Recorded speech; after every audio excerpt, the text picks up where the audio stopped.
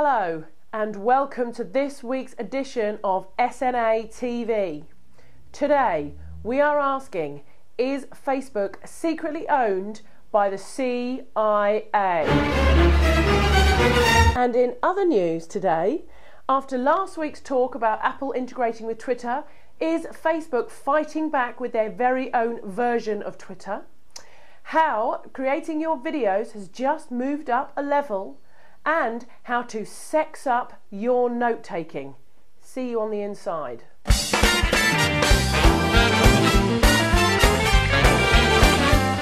So what's happening in the world of social media this week? Well, firstly, I'd like to talk about the new feature that Facebook is currently trialling. This is called Happening Now.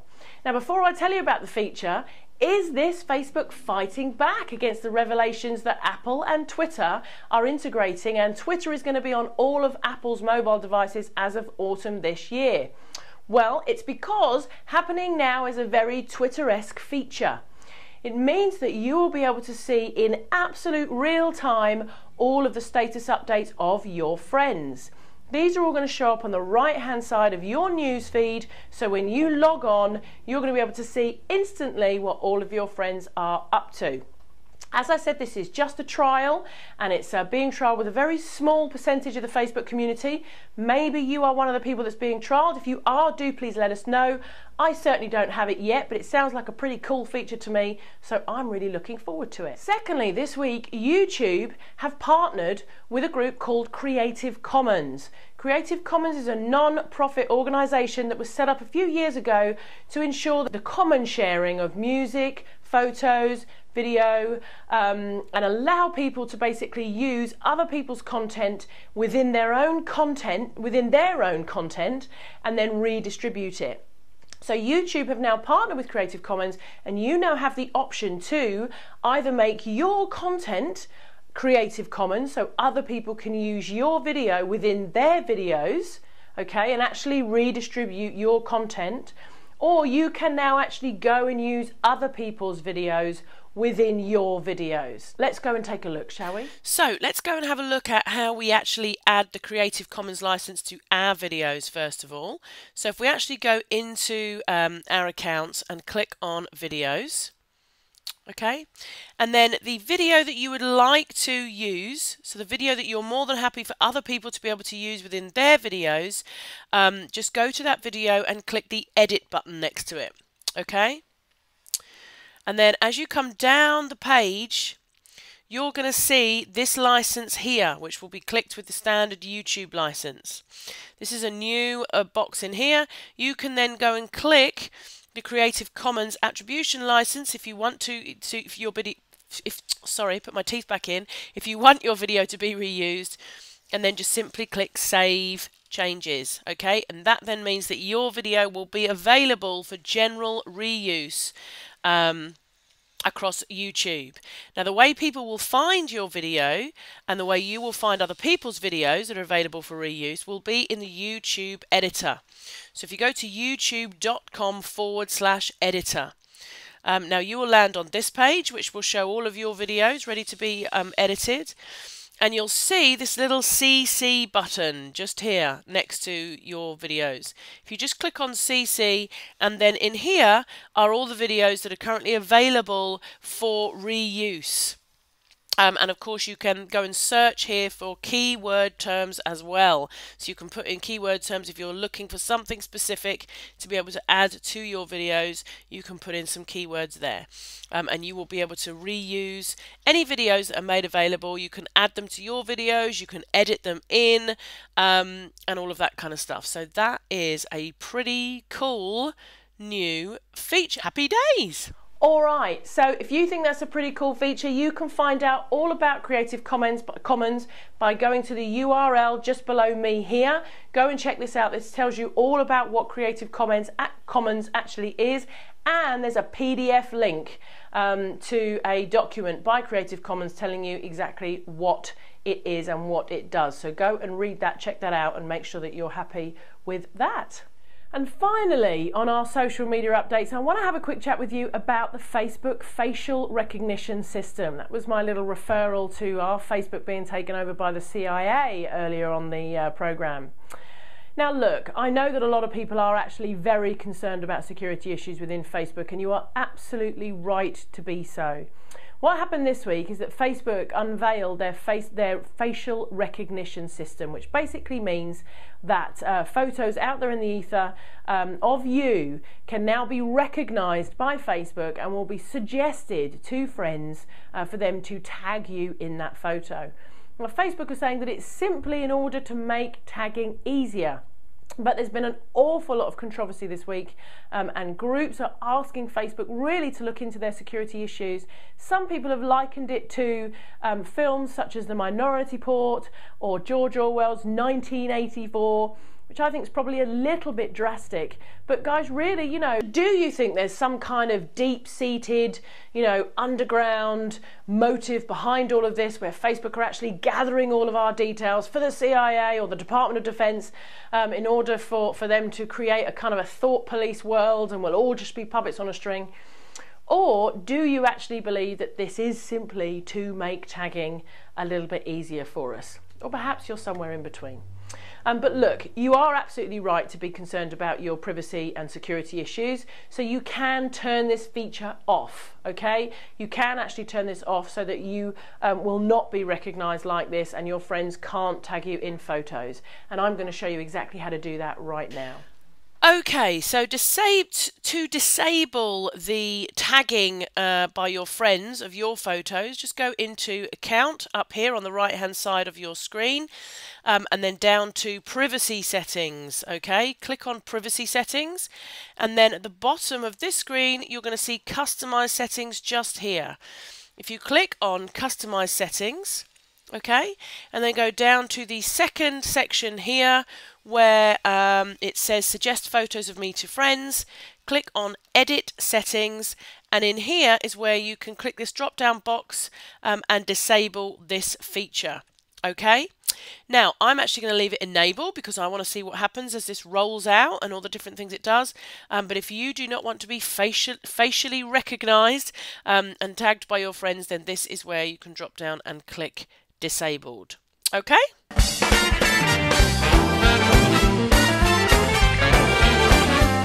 Guys, I am simply gushing over this week's cool tool. This was introduced to me by one of my new members of the team, Olivia Taylor, who also wrote an article about it last week on the Social Networking Academy site. So do please go and check out the article all about Evernote. Evernote is an absolutely fantastic tool. I am in love with it.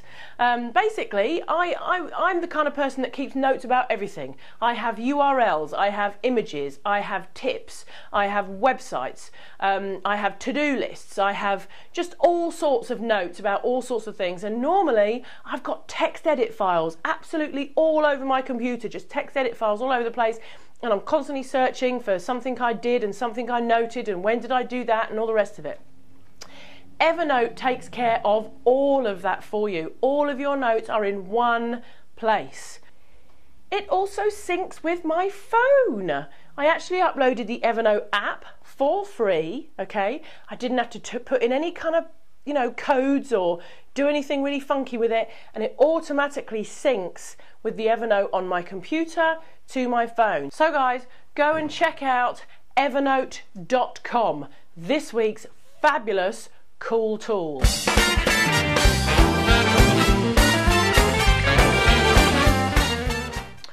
Okay, so this week's tip is actually 10 tips. Last week I was listening to a webinar by Mary Smith. If you haven't yet heard of Mary Smith, then she is an absolutely fantastic social media and relationship marketing expert. And she did a webinar on the 10 qualities of social media superstars, okay? So what are the 10 points? I'm going to very quickly run through them, but point number 1 was humility.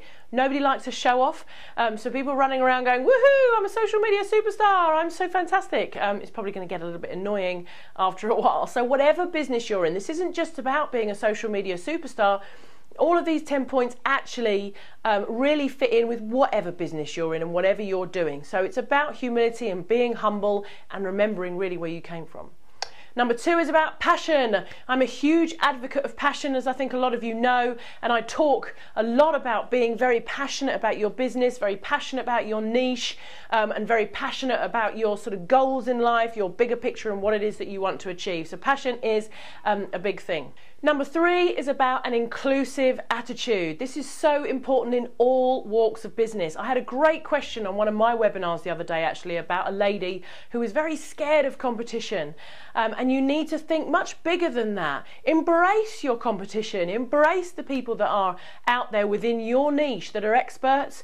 And there is enough business out there for everybody. Okay? Number 4, again, is something I talk about a lot in my teachings, a lot actually. I talk all about engagement. It's all about being engaged, creating engagement, getting out there and engaging with people. Social media superstars are engaging as personas themselves, but it's also about being very engaging with others, okay? Number 5 is deep niche knowledge.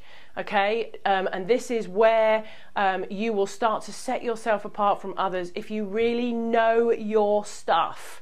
Okay, number 6 was a prolific content producer. So it's about constantly producing really good content that is valuable to your customers and clients. And talking about value, that is point number 7.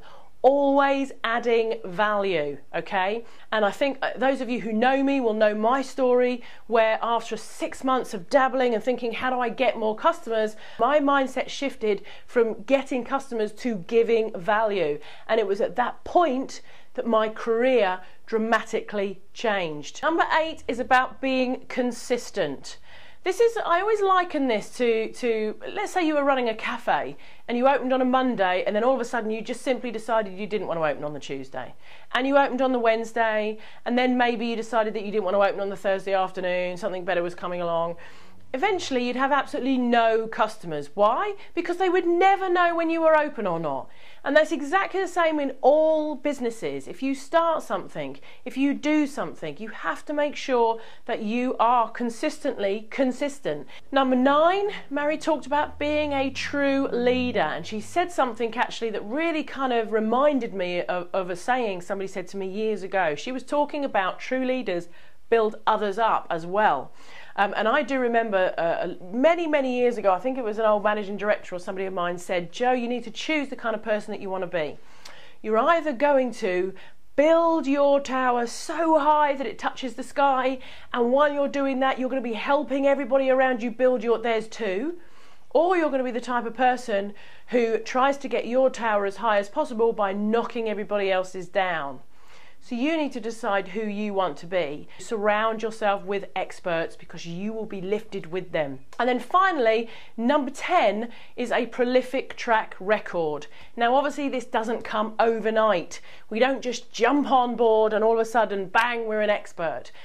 We do have to be a complete superstar in our industry, we do need to have been around a while, and we need to have a track record. We need to know lots and lots of people, and we need to have been out there, we need to have been producing lots of content, doing all of those points kind of 1 to 9 and having a great track record. It's going to take a while for all of us to build up our track records, but you must just keep going, be consistent, keep moving forward, and eventually as time passes, all of a sudden you will find that people will start referring to you as the expert in the market. Everybody has to start somewhere. Okay, so that's the end of this week's show. Thank you so much for watching. I do hope you've enjoyed it. Please remember, if you've got any questions at all, then do please leave them in the comments box below here, and any questions that do get featured on the show, you will be getting a gift from me. So thank you all for watching. Have a fantastic week, and from me and from Facebook, it's goodbye.